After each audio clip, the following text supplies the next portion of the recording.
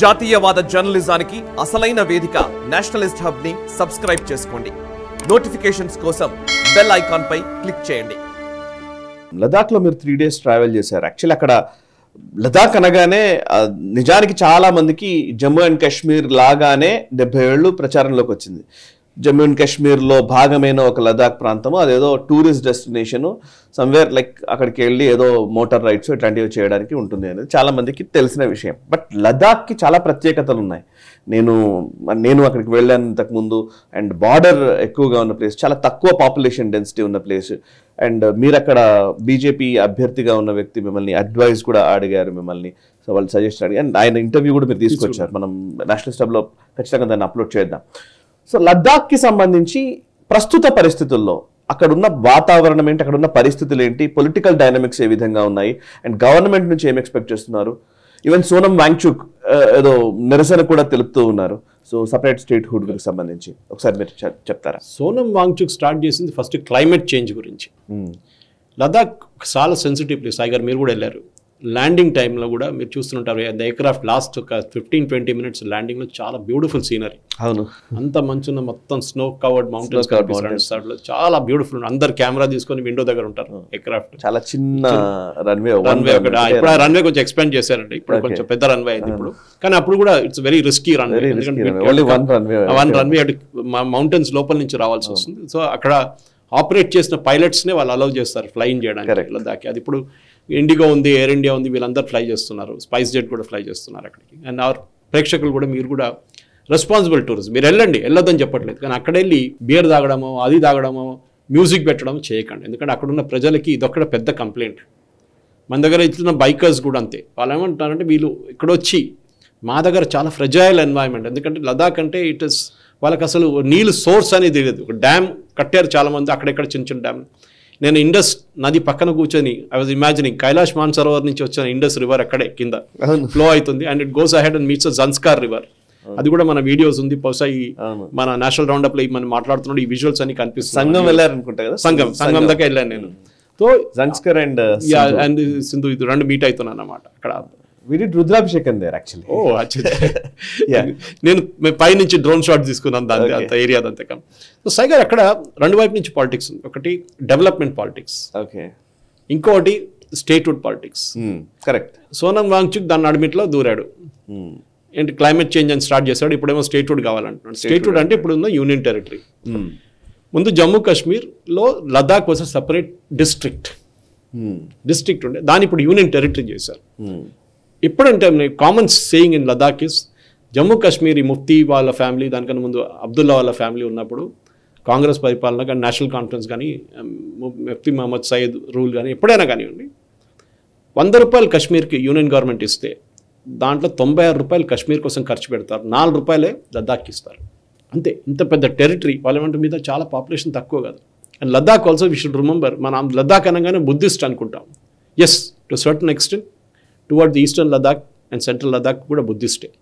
కానీ towards the western Ladakh Kargil Shia dominated area.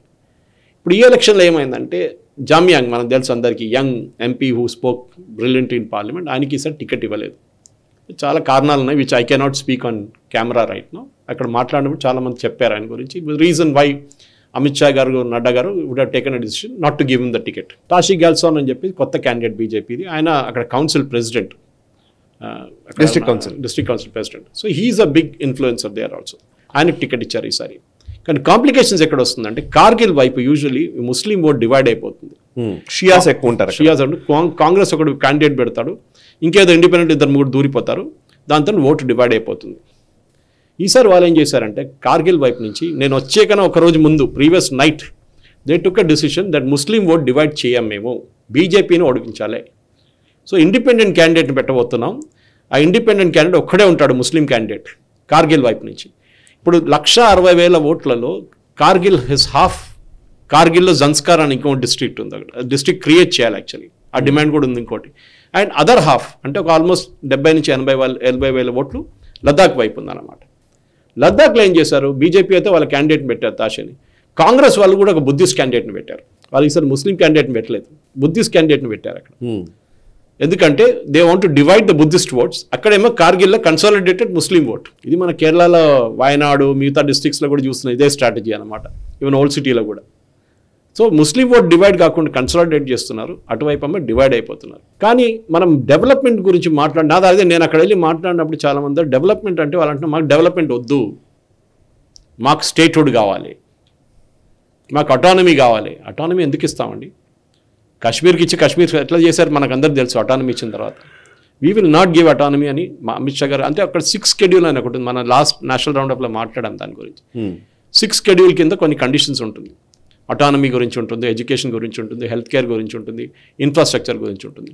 అక్కడ ఉన్న విలేజ్ డెవలప్మెంట్ కౌన్సిల్స్, అక్కడ డిస్ట్రిక్ట్ డెవలప్మెంట్ కౌన్సిల్స్కి ఫ్రీడమ్ ఎక్కువ ఇస్తారు, బడ్జెట్ ఇస్తారు వాళ్ళకి డైరెక్ట్గా. యూనియన్ గవర్నమెంట్ ఏమన్నారంటే అమిత్ షా గారు we will give certain condition. అప్పుడు నిత్యానంద్ రాయ్తో మీటింగ్ కూడా జరిగిందంట, that is minister of state for home, దీనికన్నా ఎలక్షన్ కోడ్ రాకన ముందు. అక్కడ it is now still negotiation నడుస్తుంది. సో కాంప్లికేషన్ ఎక్కడ వచ్చిందంటే వీళ్ళు ఏమంటున్నారు, ముందు మన దాని గురించి మాట్లాడడం, తర్వాతే యూనియన్ గవర్నమెంట్ ఇప్పుడే అనౌన్స్ చేయాలంటున్నారు. ఏంటి? That 6 schedule will be implemented in Ladakh. Union government ఏమంటున్నారు, it's very crucial border state with China, మేము అక్కడ మా కంట్రోల్ మా చేతిలో ఉండాలి, యూనియన్ గవర్నమెంట్ చేతిలో ఉండాలి, we cannot give it to the locals. సరే మీకు అటానమీ ఇస్తున్నాం, ఏది అడ్మినిస్ట్రేషన్, మీరు రోడ్లు వేయడం కానీ, పంచాయత్, డ్రైనేజ్, వేస్ట్ మేనేజ్మెంట్, ఇదంతా మీరు చూసుకోండి, దానికి ఫండ్స్ కూడా మీకు ఇస్తాం మేము, కానీ we will not give you autonomy to manage the union territory. చాలా క్లియర్ అన్నమాట. ఎడ్యుకేషన్ 80 అక్కడున్న స్టూడెంట్స్కి అందరికీ లోకల్ ఎడ్యుకేషన్ ఫ్రీ ఇస్తాం, అంటే we will give based reservation అనమాట అక్కడ. అది కాకుండా ఎంప్లాయ్మెంట్ 80% లోకల్స్కి ఇస్తాం మేము employment, that also is agreed. కానీ వీళ్ళకేం కావాలంటే మాకు డెవలప్మెంట్ గురించి, నేను అది చాలా ఆశ్చర్యపోయాను సాయి గారు మాట్లాడుతాం. మేము అందరూ యూజువల్లీ డెవలప్మెంట్ గురించి మాట్లాడతాం కదా ఏదైనా ఎలక్షన్లో, ఏం చేశారని. అక్కడ జరిగిన డెవలప్మెంట్ సాయి గారు ఇట్స్ అస్టౌండింగ్. నేనైతే దీనికన్నా ముందు వెళ్ళలేదు, కానీ అక్కడ ఉన్న వాళ్ళు ఏమంటున్నారు, లాస్ట్ 5 years యూనియన్ టెరిటరీ అయిన తర్వాత అక్కడ జరిగిన డెవలప్మెంట్ మీరు చూస్తే, రోడ్లు కానివ్వండి, బ్రిడ్జెస్ కానివ్వండి, ఎందుకంటే లోకల్ చిన్న చిన్న యూనిట్స్ సాయి గారు, అక్కడ 2-3 ప్రోడక్ట్స్ ఆల్రెడీ జిఐ ట్యాగ్ ఉంది. ఒకటి మన ఆప్రికాట్, అక్కడ one of the biggest production of apricots అక్కడి నుంచి వస్తుంది. కాశ్మీర్ కన్నా బెటర్ యాపిల్స్ లద్దాఖ్ నుంచి వస్తుంది. మన హైదరాబాద్లో అమ్ముకుంటారు వాళ్ళు. ఇక్కడ ఇది వాళ్ళు ఏం చేస్తున్నట్టు యూనియన్ గవర్నమెంట్ దీన్ని సపరేట్గా చిన్న చిన్న యూనిట్ సెటప్ చేసి ఫండ్స్ ఇచ్చి చేస్తున్నారు. నేను అక్కడ ఆప్రికాట్ ప్లాంట్కి ఒకటి వెళ్ళాను, అక్కడ ఆప్రికాట్ జ్యూస్ ప్రొడ్యూస్ చేసిన plant. I'm surprised, beautifully run, చాలా చిన్న ప్లాంట్, కానీ ఆ కాన్సెప్ట్ అనేది ఇట్స్ సో బ్యూటిఫుల్. అట్లాంటి చిన్న చిన్న లే వుడ్ కార్వింగ్, அதுக்கு జిఐ ట్యాగ్ ఉంది దానికి కూడా. ఈ ఆప్రికాట్కి ఒక వెరైటీకి జిఐ ట్యాగ్ ఉంది ఒకటి. సో ఇదంతా చూస్తే యూనియన్ గవర్నమెంట్ లాస్ట్ 6,000 కోట్లు ఇప్పుడు ఖర్చు పెడుతున్నారు అక్కడ లద్దాఖ్లో. అది కొత్త రన్వేలు వేయడం, కార్గిల్లో కొత్త ఎయిర్పోర్టు, జన్స్కార్లో ఒక ఎయిర్పోర్టు, అది కాకుండా ఆల్రెడీ ఎగ్జిస్టింగ్ ఎయిర్పోర్ట్ లేలో ఉన్న ఎయిర్పోర్ట్ చాలా చిన్నది, దాన్ని మోడర్నైజ్ చేసి ఇప్పుడు జూలై ఆగస్టులో దాన్ని మొత్తం కొత్త టెర్మినల్ని లాంచ్ చేయబోతున్నారు. ఈ ఫోటోలన్నీ విజువల్స్ అని మన దగ్గర నేను తీసుకున్నాను, అక్కడ మన షోలో చూపించచ్చు మనం. సో కార్గిల్లో జరిగింది, జన్స్కార్లో జరుగుతుంది, ఇటువైపు లేలో జరుగుతుంది డెవలప్మెంట్ అని చూస్తే. బార్డర్ అవుట్ పోస్ట్ చాలా పెద్ద ప్రాబ్లమ్స్ అయ్యారు. బార్డర్ అవుట్ పోస్ట్ చైనా వైపు కానీ చూస్తున్నప్పుడు అక్కడ 10 ఇల్లు ఉంటాయి, 20 ఇల్లు ఉంటుంది అంతే. వాళ్ళేమంటున్నారంటే వాళ్ళది వింటర్ చాలా సివియర్ అయ్యారు. నేను వెళ్ళినప్పుడే 3 degrees ఆలోచించండి. దేశంగా ఇట్స్ సమ్మర్ అంటున్నారు వాళ్ళు దాన్ని. అప్పుడు వింటర్ ఆలోచించండి ఎట్లా ఉంటుంది, మైనస్లో ఉంటుంది. వాళ్ళేమంటున్నారంటే ఈ టైంలో అక్కడ ఉన్న వాళ్ళకి మనం ఏ ఫెసిలిటీ ఇవ్వట్లేదు, హీటింగ్ ఫెసిలిటీ లేదు. అంటే అక్కడ యూజువల్లీ అక్కడ ఉన్న ఏసీలు ఎట్లా పనిచేస్తుంది అంటే, నేనున్న హోటల్ రూమ్లో కూడా అది రివర్స్ పనిచేస్తుంది, హీటింగ్గా పనిచేస్తుంది, ఏసీగా పనిచేయదు, కూల్ చేయదు, హీట్ చేస్తుంది అన్నమాట. అక్కడ కూడా ఉన్న వాళ్ళకి ఇట్లాంటి ఫార్ ఫ్లంగ్ ఒక లే నుంచి 250-300 కిలోమీటర్ దూరంలో చిన్న గ్రామం, అక్కడ 25 ఇల్లు ఉంటే వాళ్ళు ఎట్లా ఉంటారు సాయి గారు వింటర్లో? వాళ్ళకి ఇన్ఫ్రాస్ట్రక్చర్ డెవలప్ చేయకపోతే వాళ్ళు ఎట్లా ఉంటారు? So now government is doing it.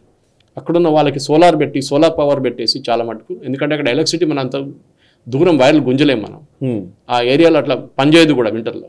అది కాకుండా వాళ్ళకున్న వాటర్ ఫెసిలిటీస్ కానివ్వండి, మిగతా అన్ని వాళ్ళు సెటప్ చేస్తున్నారు చిన్న చిన్న గ్రామాలు. ఎందుకంటే ఆ గ్రామం విడిసేసి వచ్చేసారనుకోండి, చైనీస్ వాళ్ళు వచ్చి అక్కడ కూర్చుంటారు.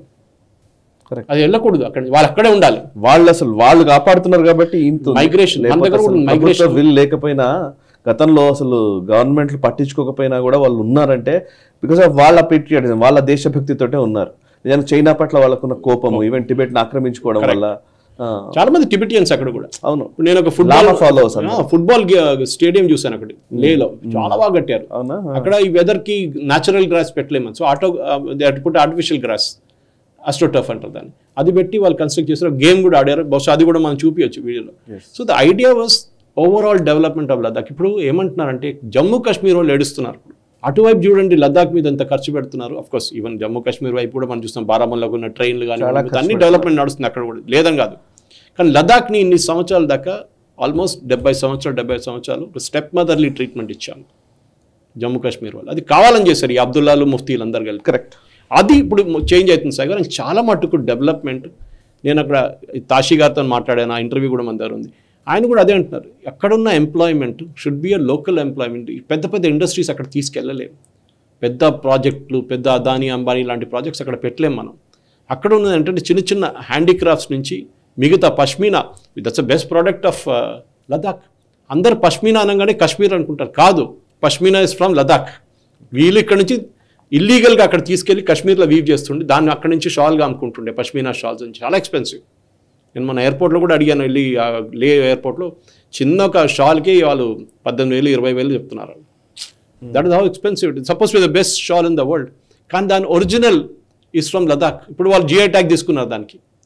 సో ఇది అక్కడున్న ఇప్పుడున్న గవర్నమెంట్ ఇది ఎందుకు చేయలేదని నా ప్రశ్న. ఇప్పుడు నేను మళ్ళీ అక్కడ ఉన్న ప్రజల దగ్గర అడిగాను, మీరు ఏమో బీజేపీని సపోర్ట్ చేయరు, మేము మాకు స్టేట్హుడ్ ఇస్తేనే సపోర్ట్ చేస్తామంటున్నారు, కానీ ఈ డెవలప్మెంట్ మీరు చూడలేదా, మీ ఇంత డెవలప్మెంట్ నడుస్తుందంటే అదంతా కరెక్టే సార్, కానీ మాకు స్టేట్హుడ్ కావాలి. ఎందుకంటే ఈ సోనం వాంగ్చుక్ లాంటి వాళ్ళు కాంగ్రెస్ వాళ్ళు అక్కడ. ఈ సోనం వాంగ్చుక్ అనేది ఆయన మా ఫ్రెండ్ ఒకరు చెప్పారు, ఇక్కడ హైదరాబాద్ బేస్డ్ ఒక ఛానల్ వాళ్ళు, ఆయన కోవిడ్ టైంలో ఒక వీడియో చేద్దామని చెప్పి ఆయనకి ఫోన్ చేశారంట. అప్పుడు అందరు జూమ్లో ఉన్నారు కదా. వాంగ్చుక్ గారు 1/2 hour కాన్వర్జేషన్ అంటే 5 లక్షల రూపాయలు అడిగాట. ఆలోచించాడు, మనందరూ ఏం కొంటారు, ఏదో పెద్ద క్లైమేట్ చేంజ్ వారియర్ వాడు NGOకి ఫండింగ్, చైనా వైపు నుంచి వచ్చిన ఫండింగ్ వచ్చిందని చెప్పి యూనియన్ గవర్నమెంట్ ఆపేశారు. అది కోపం వాడికి, సోనం వాంగ్చుక్కి. మరి అందరూ మన వాళ్ళు ఏమంటారు, 3 Idiots చూసిన తర్వాత ఈడే పెద్ద హీరో అని చెప్పేసి. Yes, correct. Tourism is another big business there Sai garu. ఈ సోనం వాంగ్చుక్ని పక్కన పెడితే కూడా టూరిజంని కూడా ఎంకరేజ్ చేయడానికి government they are creating various avenues అక్కడ. కానీ వెరీ ఫ్రెజైల్ ఏరియా.